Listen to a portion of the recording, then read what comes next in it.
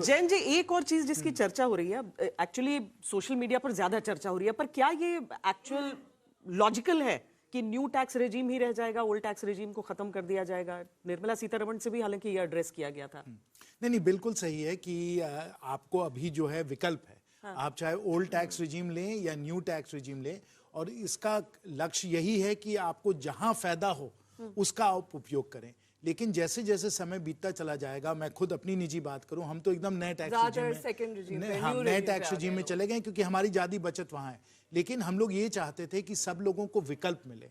अगर आप old tax regime से जुड़े हुए हैं, आपको वो ज्यादा बेहतर लग रहा है, उसका उपयोग करिए। धीरे धीरे खत्म हो सकता है, वो धीरे धीरे खत्म हो ही जाएगा क्योंकि सब लोगों को बेहतर नया टैक्स रिजीम ही लगेगा। कम उसमें परेशानियां हैं, ज्यादा एग्जेम्पशंस वगैरह नहीं है, और आपका सरलीकरण भी है उसमें।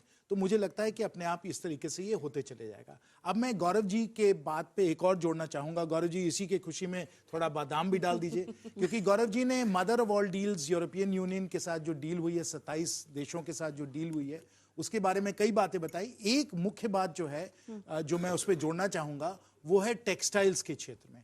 आज के समय जब हम लोग यूरोपियन यूनियन में जब हम लोग टेक्सटाइल्स अपना एक्सपोर्ट करते हैं, तो हम लोगों को जो लो टैक्स रेट और no tax rate Bangladesh, Vietnam, इन सब देशों को मिला हुआ था, वो हम लोगों को नहीं मिला हुआ था। हमारे टेक्सटाइल्स जो हैं, कपड़े वगैरह जो हैं, बड़े कंपेटिटिव हैं, अच्छे हैं, सुंदर हैं, सब हैं। लेकिन हम लोगों को ये बड़ा डिसएडवांटेज झेलना पड़ रहा था कि उन लोगों के कोई टैरिफ्स नहीं थे और हम लोगों के काफी टैरिफ्स थे। अब इस ट्रेड डील के कारण हम लोगों के भी टैरिफ्स उतने ही हो जाएंगे, तो हम लोगों को लेवल प्लेइंग फील्ड मिलेगा। और इसका अनुमान है कि आपने जो रोजगार की बात की, जिसमें टेक्सटाइल्स बहुत ही लेबर इंटेंसिव एक सेक्टर है, कि 60 से 70 लाख, जेम्स एंड ज्वेलरी, उतना देखिए सबसे ज्यादा लेबर इंटेंसिव सेक्टर टेक्सटाइल्स है, क्योंकि कपड़े आपको बनाने होते हैं, उसको सिलना होता है, काटना होता है, वो सब जो है उसमें अनुमान है, क्योंकि यूरोपियन यूनियन बहुत बड़ा एक हम लोगों के लिए अब मार्केट जो है खुल गया है टेक्सटाइल्स में, खासकर 60 से 70 लाख लोगों को इसके द्वारा रोजगार। गौरव जी से जानते हैं, रिफॉर्म एक्सप्रेस प्रधानमंत्री ने साफ तौर पर कहा जिस दिन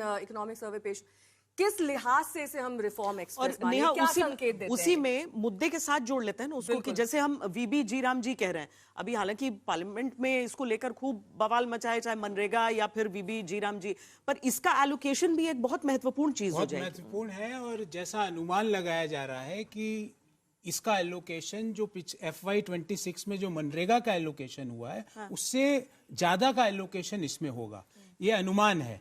और ज्यादा भी थोड़ा बहुत नहीं, लगभग 30 से 40% जो मनरेगा का एलोकेशन लगभग 95,000 करोड़ हुआ था FY26 खुशी में आए तो इसकी खुशी मैं भी डालता हूं, थोड़ी किसी को डायबिटीज तो नहीं है, इसका असर जो है कुछ सालों बाद दिखाई देगा। मैं ये कह रहा हूँ श्वेता जी, इसमें चीनी डालने से पहले इसका एक आपका एक कदम मॉनिटर करूंगी। इसका एक नियम है, इसका चीनी डालने से पहले राम जी को याद करना पड़ता है, जय श्री राम, क्योंकि ये राम जी का एक्ट है, तो भगवान राम का एक्ट। इसी पर विपक्ष को सबसे ज्यादा नाराजगी है कि आपने जो ये नाम भी रखा है ना सर, उस पर भी विपक्ष को एतराज हो रहा है। कई लोगों को तो नाम भी याद नहीं है, कई पूछ रहे थे, और कई नहीं, आपको नहीं कह रहा हूं मैं, कई लोगों को संसद में बिल पास हो गया, जो संवैधानिक पद पर बैठे हुए, उन्होंने नाम पूछा कि नाम क्या, उनको नाम याद नहीं।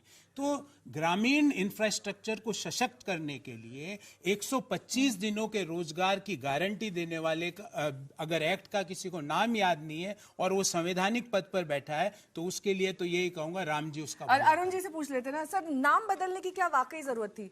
नाम वही रहता, रोजगार सृजन होता रहता, नाम ये हो या फिर। असल में क्या है ना, जो आपका रूरल एम्प्लॉयमेंट गारंटी स्कीम है उसको पूरी तरह से बदल दिया गया है।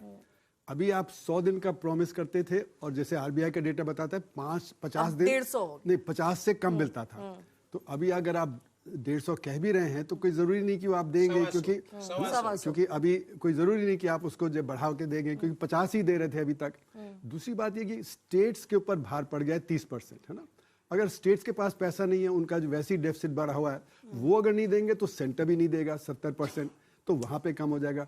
तीसरी बात यह है कि वो अभी डिमांड ड्रिवन था। अगर आपको काम चाहिए था, आप जो पंचायत में जाते थे, आप काम मांगते थे, आपको मिल जाता था। अब यह है कि सेंटर डिसाइड करेगा कि कहाँ पे काम होगा, कहाँ पे नहीं होगा, और सप्लाई ड्रिवन हो जाएगा। तो डिमांड ड्रिवन से सप्लाई ड्रिवन होने में तो रूरल एम्प्लॉयमेंट गारंटी का पूरा शेप ही बदल गया है। और इससे लोगों को परेशानी है कि ये सेंटर कंट्रोल करेगा, ना कि स्टेट्स कंट्रोल करेंगे, और लोकल बॉडी भी नहीं कंट्रोल करेंगे। पर इनकी सरकार ने तो ज्यादातर जगहों पर डायरेक्ट ट्रांसफर ही कर दिया खातों में। नहीं, डायरेक्ट ट्रांसफर तो किया, वो बात है कि तरह तरह से डायरेक्ट ट्रांसफर हो रहा है, पर हमें देखना है कि रोजगार कैसे जनरेट करें, है ना।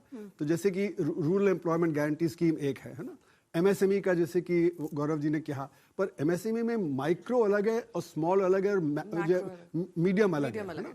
जो सारा जो बेनिफिट है वो मीडियम को मिल जाता है, माइक्रो में एवरेज एम्प्लॉयमेंट 1.7 का है, वहां तक वो सरकार की स्कीम पहुंचती नहीं। तो अगर आप इंडो ईयू ट्रेड डील देखें तो उसका बेनिफिट कहीं माइक्रो स्मॉल में नहीं पहुंचेगा, वो मीडियम में ही रहेगा। और रोजगार तो साढ़े गई, अब तो वापस तो आ नहीं सकती। 11.5 आप कह रहे हैं उतना रोजगार जितना बोल रहे हैं उतना आ नहीं रहा है। 11.5 करोड़ का रोजगार आता है माइक्रो सेक्टर से, है ना। अगर आप उसको डैमेज कर देंगे तो बहुत बड़े लेवल पे जो डैमेज हो जाएगा।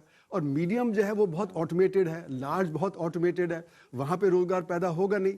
तो अगर ये आपके एक ऐसा सेक्टर जहां पर हमेशा कहा जाता है कि हम उतना नहीं योगदान होता है, और वो है स्वास्थ्य और शिक्षा, और हमने भी एक ही डब्बे में दोनों को कर दिया है। हालांकि जरूरत है कि और मतलब उसके और डब्बे यहाँ पर बढ़ जाएं। जैन जी, नहीं, आप बिल्कुल सही कह रही हैं। और स्वास्थ्य शिक्षा को डब्बे क्या, हमें यहाँ पूरी डेगची रख देनी चाहिए, क्योंकि अगर हम लोगों को भविष्य में अगर भारत को चीन के साथ, अमेरिका के साथ और बड़े देशों के साथ compete करना है, तो हम लोगों को अपने स्वास्थ्य, शिक्षा, अपने ह्यूमन कैपिटल को और भी बेहतर बनाना है।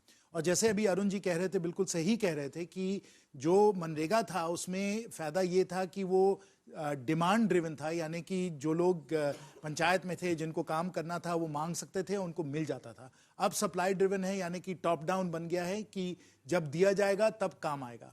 ये इस प्रकार के अगर हम लोग कंडीशनल प्रोग्राम्स बनाएं, जैसे मनरेगा हुआ करता था, और उसको स्वास्थ्य शिक्षा में भी लाएं कि जिस प्रकार से अगर लोग डिमांड कर रहे हैं तब उनको जाके पैसा मिल रहा है। तो एक बॉटम्स अप डिमांड ड्रिवन अगर हो जाए, वो स्वास्थ्य शिक्षा में भी अगर हम लोग ले आए, जिसमें कि सिर्फ हम लोगों को पैसे न दें, हम लोग पैसे नहीं दें, अगर आपका स्वास्थ्य बेहतर है तब हम जाकर आपको पैसे दें, तो उसका नाम होता है कंडीशनल कैश ट्रांसफर प्रोग्राम।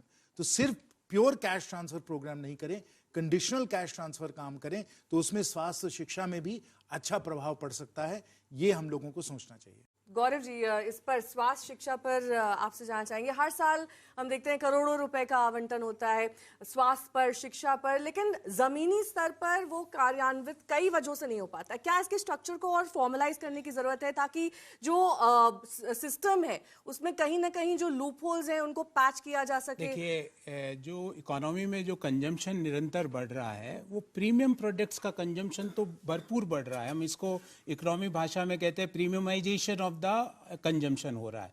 पर जो मास कंजम्पशन की चीजें हैं उसमें कंजम्पशन उतना नहीं बढ़ रहा है। तो मास कंजम्पशन की चीजों में अगर कंजम्पशन हमें इकोनॉमी में बढ़ाना है तो निश्चित रूप से इसका स्वास्थ्य का और शिक्षा के जो बजट है उसमें सब्सटेंशियल इंक्रीज करने की जरूरत है।